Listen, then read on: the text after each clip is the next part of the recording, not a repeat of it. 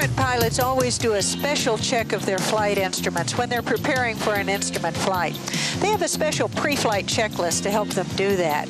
Now, VFR pilots don't usually need to do that, but today we'll be doing instrument work, so we'll do an abbreviated version of what instrument pilots do and integrate it with our regular checklist.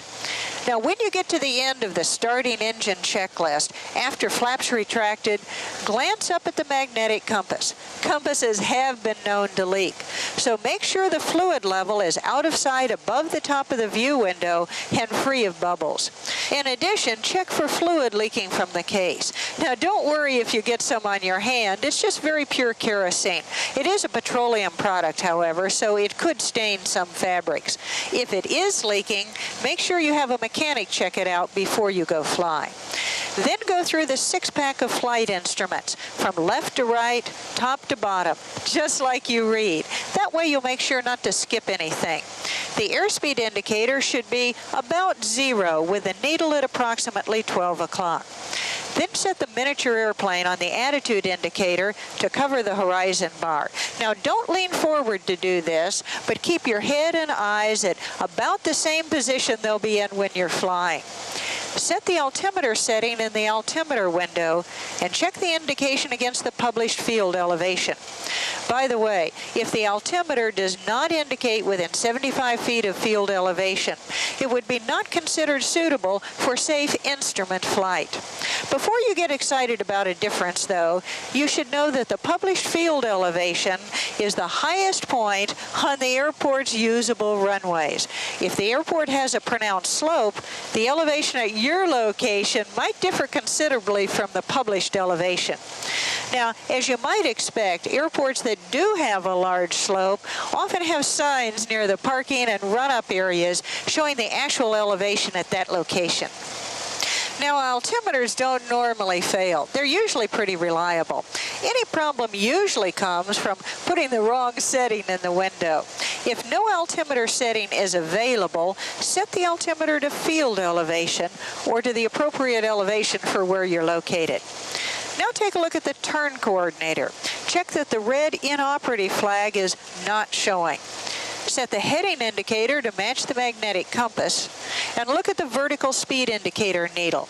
It should be on 0. If it's not at 0, tap gently on the glass with your fingertips. If the needle still doesn't indicate 0, note its position and use that indication for the level flight indication. Now, when you make your brake check immediately after you leave your parking spot, you should see a slight nose-down dip on the attitude indicator. Also, any place that you taxi that doesn't appear level to your eye should give you a small bank on the attitude indicator as well. During turns, the turn coordinator should show the correct direction of turn with near maximum displacement, and the inclinometer ball should move freely towards the outside of the turn. Also during turns, the heading indicator and the magnetic compass should appear to move freely, and they shouldn't have any gross errors when you resume straight-ahead taxiing.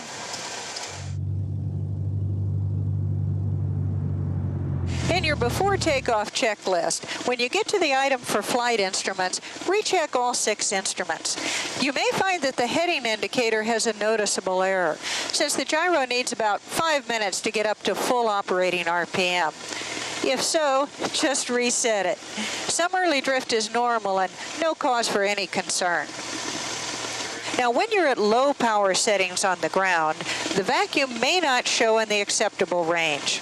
You check the vacuum gauge during the run-up portion of the before takeoff checks. At your run-up power of 1800 RPM, the vacuum should show well in the green.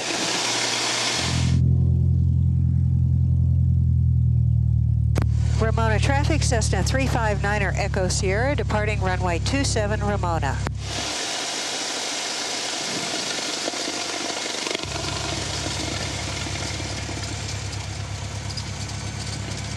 Now, when you're in position on the runway, glance at the heading indicator and the magnetic compass and compare them to the runway designation number for gross errors.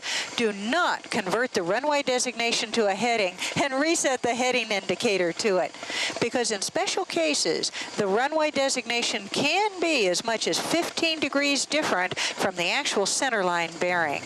Now that you know how to make sure that your instruments are working, let's go flying and learn how to use them in an emergency.